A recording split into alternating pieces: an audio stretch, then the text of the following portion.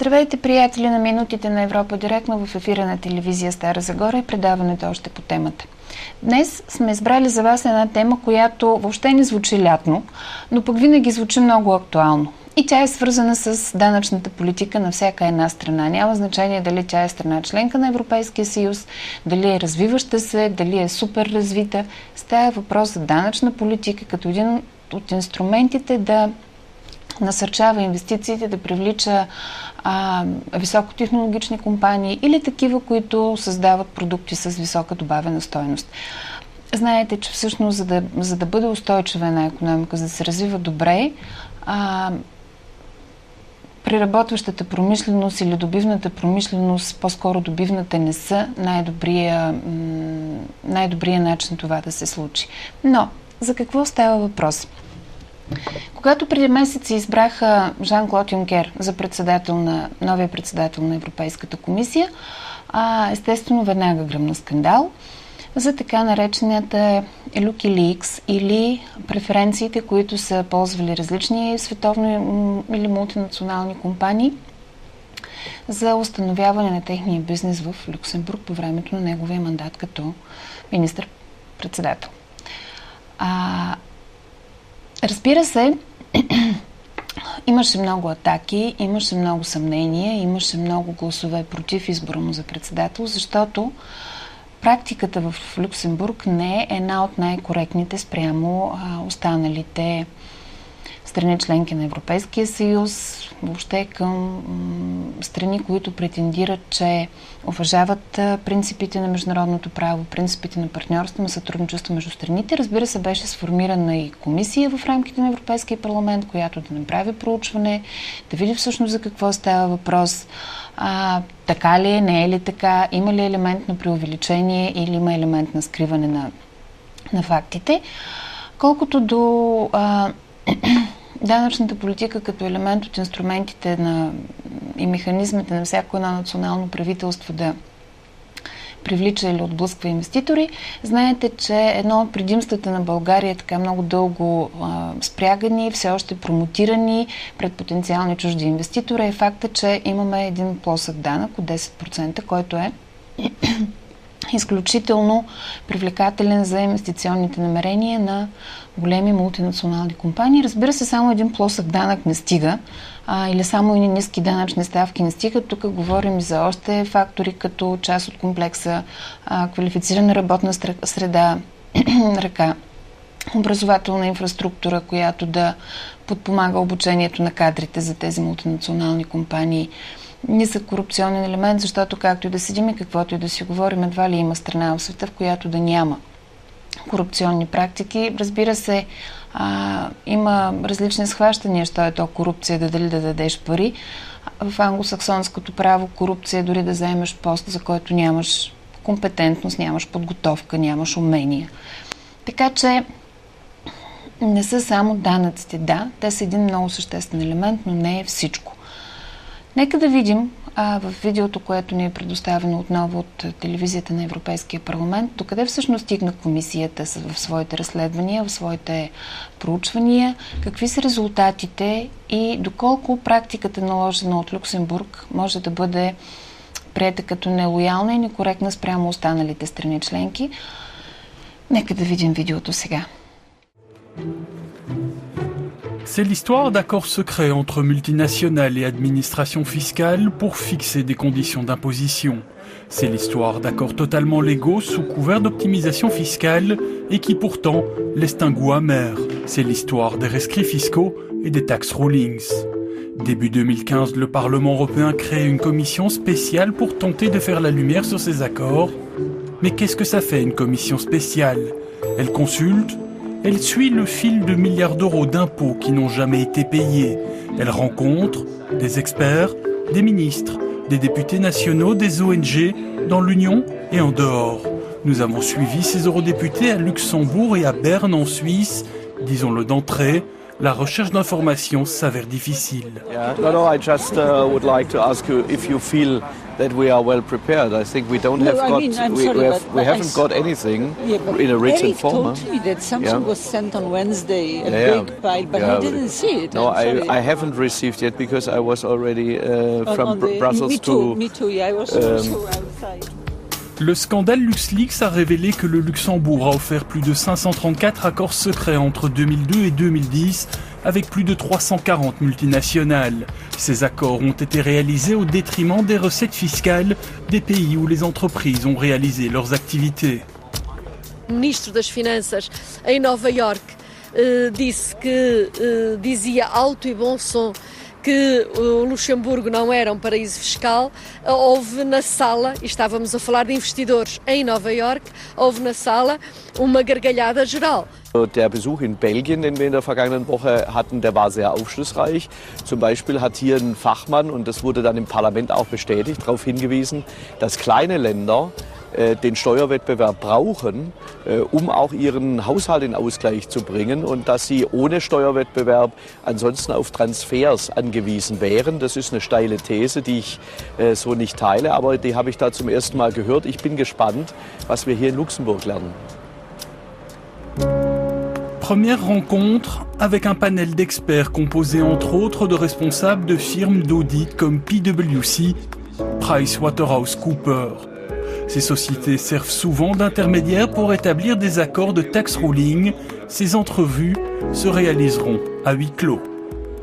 Der Vertreter von PricewaterhouseCoopers hat uns aus der Praxis heraus einige Hinweise gegeben, aber man musste schon zwischen den Zeilen lesen. Also im Moment haben wir den Eindruck, dass wir hier nicht die Informationen bekommen haben, die wir brauchen.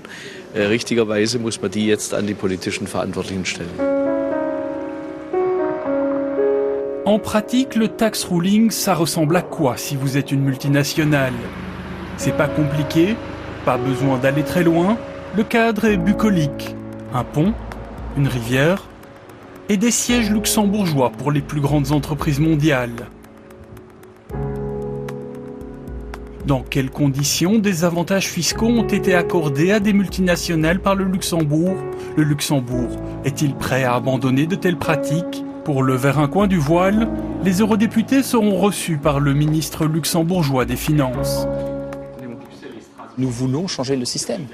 La combinaison des règles nationales et internationales aboutit au fait que des entreprises payent peu ou pas d'impôts en toute légalité est un système qui n'est plus acceptable. Donc on doit le réformer au niveau international, et le Luxembourg est prêt à travailler avec tous les autres pays, que ce soit en Union européenne ou dans l'OCDE ou dans le G20, pour le faire. Est-ce que vous avez l'impression que vous allez arriver un jour à avoir une vraie transparence sur le ruling?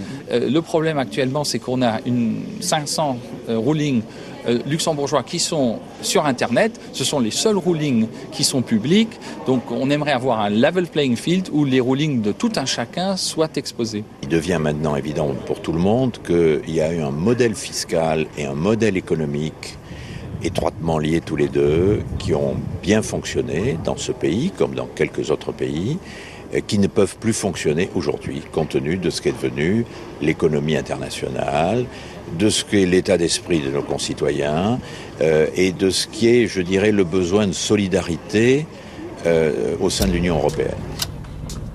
Mais qu'en pensent les citoyens européens? Savent-ils ce qui se passe? Pas tous, mais certains oui. Devant la Chambre des députés luxembourgeois, ils manifestent. La question de la justice fiscale, c'est un peu comme le changement climatique. De gré ou de force, la transition énergétique, on va devoir y arriver. Donc soit par la négociation, en s'asseyant autour d'une table, soit par la guerre. Parce qu'il est clair qu'aujourd'hui, avec la question toujours plus prégnante du surendettement des pays de la zone euro et des politiques et on va dire de l'austérité et aussi de la misère sociale qui s'élargit sur tous les pays de la zone euro et pas uniquement en Grèce ou en Portugal, la tension sociale va faire que inévitablement des partis, y compris des partis populistes de droite, vont remettre cette question à l'agenda de récupérer l'argent là où il est. L'histoire ne se termine pas là. Le Luxembourg n'est pas le seul pays européen à offrir des largesses fiscales à des entreprises multinationales. Belgique, Pays-Bas, Irlande, France ou encore Royaume-Uni. Plus de 22 pays européens seraient impliqués. Quelques jours plus tard, à Berne, en Suisse, nous retrouvons les eurodéputés de la commission parlementaire taxe. Ici aussi, ils explorent, ils consultent des experts, des fiscalistes, des ministres, des ONG. Le temps où on pouvait construire sa richesse sur un produit fiscal détourné d'autres pays par des moyens déloyaux, comme donc des régimes spécifiques offerts aux multinationales avec une taxation très très basse, ce temps-là est révolu parce que l'opinion publique ne le supporte plus. Les 500 millions d'Européens ne supportent plus que la pression fiscale sur les salariés et les pauvres augmente en même temps qu'elle diminue sur les riches et sur les multinationales. Merci de votre réception. C'est un grand plaisir. Le secrétaire d'État aux questions financières internationales helvétique les recevra. Un accueil diplomatique au plus haut niveau, mais aussi un rappel. La Suisse n'est pas membre de l'Union. Nous jouons le jeu de toute façon, mais nous souhaitons que les pressions suffisantes soient faites pour que les autres le jouent aussi. Il faut qu'il y ait une pression politique de l'OCDE sur les autres pays pour que ces règles deviennent pas seulement un standard international, mais soient mises en œuvre au niveau international. Mais la Suisse n'est pas le Luxembourg, tout ne fonctionne pas de la même manière. Un accord de tax ruling n'est pas l'autre. La Suisse est fédérale, les cantons ont aussi leur fiscalité. Vous avez la possibilité en Suisse d'avoir des rulings, mais ces rulings sont encadrés par la loi, donc ce n'est pas ce qui va vous permettre d'avoir une imposition différente de l'imposition ordinaire. Par contre, vous avez en Suisse toute une série d'autres facilités qui, si elles se combinent, et surtout si elles se combinent ensuite avec des facilités qui sont offertes par d'autres juridictions, la plupart du temps, les sociétés multinationales s'implantent dans plusieurs juridictions pour multiplier les arbitrages légaux en combinant ces différents régimes, sont extrêmement efficaces. Cette histoire a commencé avec un seul homme, un ancien salarié d'une entreprise d'audit qui un jour a transmis des documents à des journalistes. L'affaire LuxLeaks, une longue histoire qui continue.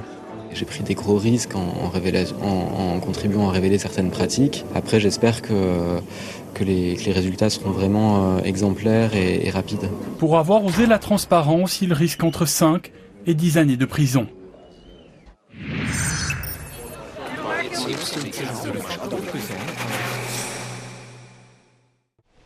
И така, мисля, че всеки може да си направи неговия извод, но общо взето, когато говорим за една национална политика, както споменах, като на България, в която да има ниска данъчна ставка, равна за всички, това са законоустановени правила, законоустановени норми, които се приемат нормално в рамките на Съюза, в рамките на не само на европейския, които и да са търговски отношения или споразумения между отделни страни.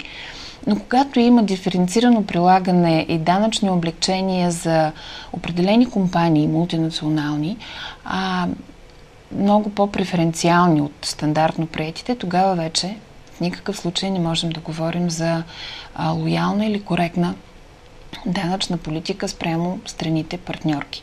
И така, една седмица преди началото на лятото ви пожелавам усмихнат ден, слънчево настроение и още много-много енергия и успехи. Хубав ден от мен!